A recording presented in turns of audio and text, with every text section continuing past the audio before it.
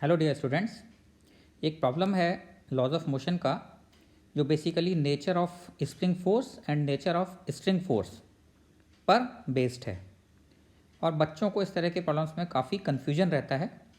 एक simple problem के through मैं इसको क्लियर करने की कोशिश कर रहा हूँ। ध्यान दीजिए, क्वेश्चन ये है, पुली इज़ आइडियल। आइडियल का मतलब मासलेस एंड फ्रिक्शनलेस पुली हम कंसीडर कर रहे हैं। ये जो पुली है ये मासलेस एंड फ्रिक्शनलेस है। आप देख सकते हैं कि इसके ऊपर एक स्प्रिंग कनेक्टेड है और यहाँ पर ये दो स्ट्रिंग्स लगी हुई हैं, 4m m और 3m इससे कनेक्टेड हैं। इस स्ट्रिंग को हम स्ट्रिंग 1 बोल रहे हैं। नाउ इसमें पूछा गया है कि find acceleration of pulley immediately after string 1 is cut. ये बोल रहा है कि इस स्ट्रिंग को अगर हम कट कर दें तो immediately after this what will be acceleration of पुली। देखिए, फंडामेंटल कॉन्सेप्ट क्या है ये समझने की कोशिश करें। आप चाहें तो पहले एक बार खुद ट्राई कर लें और ट्राई करने के बाद फिर आप सॉल्यूशन देख सकते हैं। ओके, तो मैं सॉल्यूशन डिस्कस करने जा रहा हूँ, ध्यान दें। देखिए, सिचुएशन ये है कि बिफोर कटिंग आपके पास यहाँ पर 3m m और 4m है।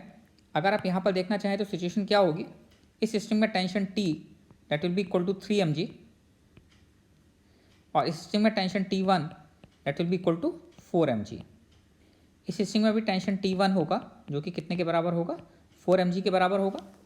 इसका मतलब ये पूरा सिस्टम रेस्ट में रहेगा क्योंकि इधर भी 4m है और इधर भी टोटल 4m है। तो initially system has to be at rest, इसका कोई एक्सेलरेशन नहीं होगा। और अगर ऐसा है तो यहाँ पर अगर आप देखेंगे तो यहाँ पर जो टेंशन होगा स्प्रिंग में, वो स्प्रिंग फोर्स कितना रहा होगा, that will be equal to 8mg। ये आपके पास सिचुएशन है यहाँ पर और initially system is at rest. तो हम कह सकते हैं कि इनिशियली सिस्टम जो है वो रेस्ट में है।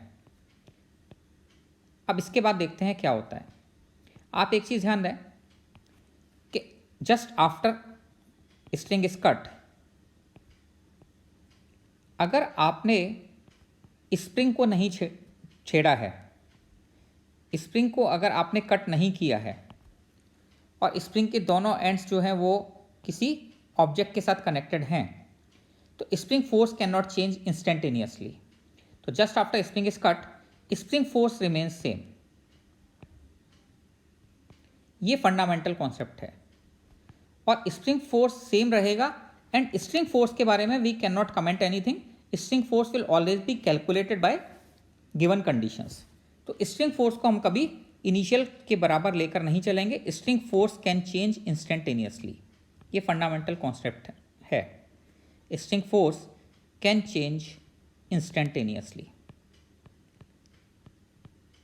क्योंकि स्प्रिंग फोर्स के चेंज होने के लिए लेंथ के चेंज होने की ज़रूरत नहीं है और स्प्रिंग फोर्स के चेंज होने के लिए तो लेंथ के चेंज होने की ज़रूरत है और लेंथ चेंज होने में डेफिनेटली कुछ ना कुछ टाइम लगेगा।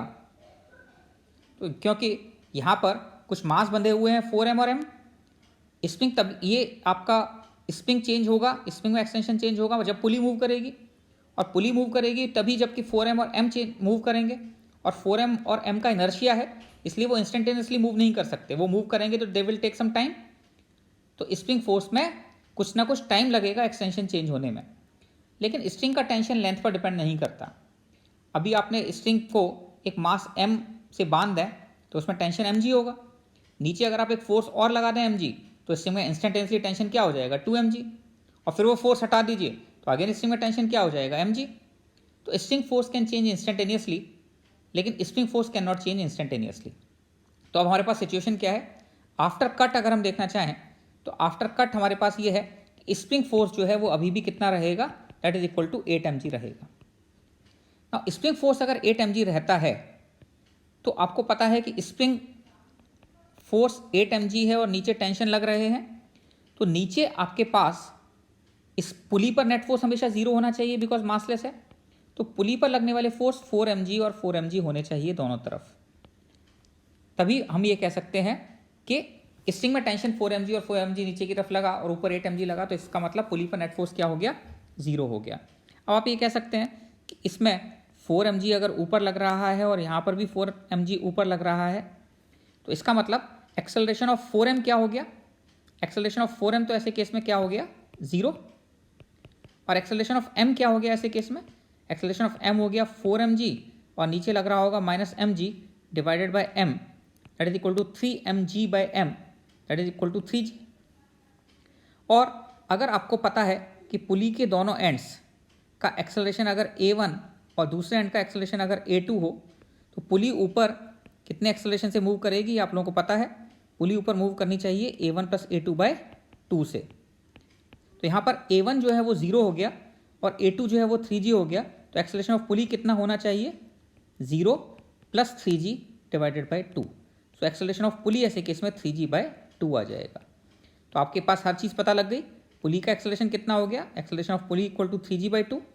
अगर टेंशन देखना चाहेंगे तो कितना हो गया, 4mg और acceleration of 4m 0 and acceleration of m is equal to 3g। तो आपके पास पूरी सिचुएशन का एनालिसिस हो जाता है, आपको हर चीज़ इस केस में पता लग जाती है। तो आई होप आपको क्लियर हो गया होगा। Spring force can not change instantaneously and spring force can change instantaneously. This is the fundamental concept. Okay, enjoy your